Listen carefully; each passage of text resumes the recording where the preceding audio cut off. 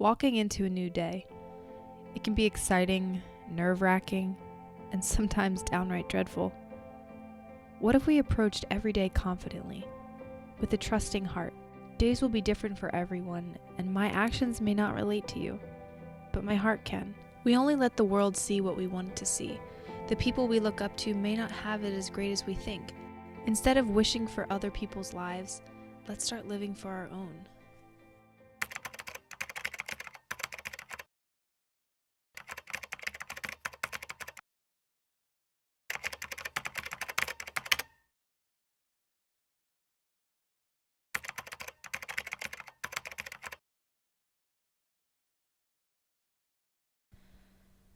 I'm sure that we might have similar thoughts upon waking up. The classic, I definitely did not get enough sleep last night. Or, what do I have to do today? I really don't want to go to that.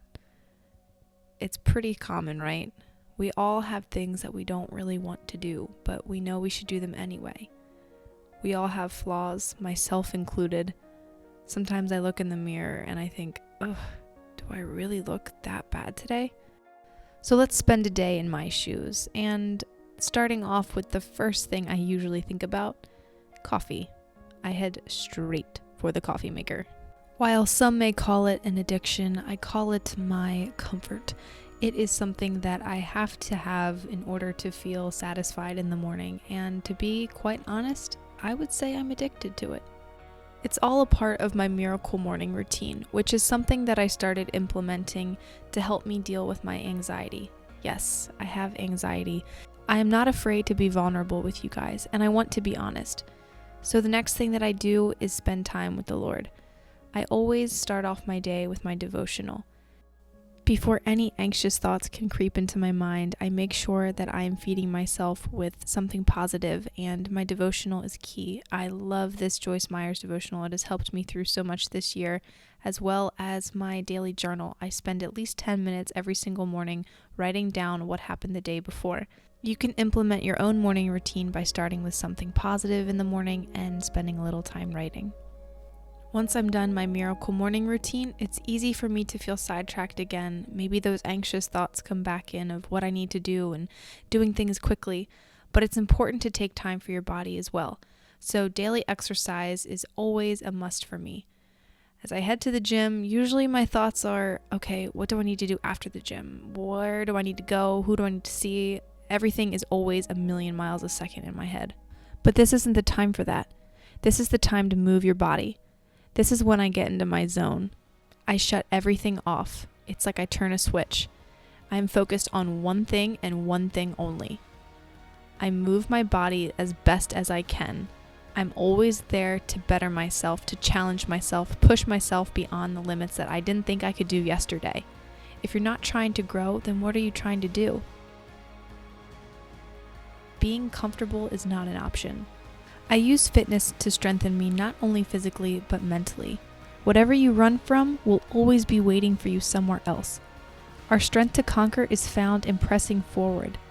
God wants us to stretch our faith muscles and stand against fear. Fear is self-doubt. You're afraid of being wrong. Doubt is a fear of negative things happening, but faith expects good things to take place. It takes less emotional energy to walk in faith than it does in doubt and fear. I promise we can be happier and healthier if we choose to be filled with positive thoughts, especially when it comes to our self-image and our self-worth, body positivity, and loving yourself. I've come to realize that I will always be criticized in life, and that's okay. And if you learn how to cope with it and you don't let it bother you, it can actually be a positive thing. It can actually strengthen us. If we know our own hearts and we don't allow others to judge, we can cope with the criticism. After all, there's only one person who I care, whose opinion I receive. But how do we respond? How do you react when others try to steal your joy and peace?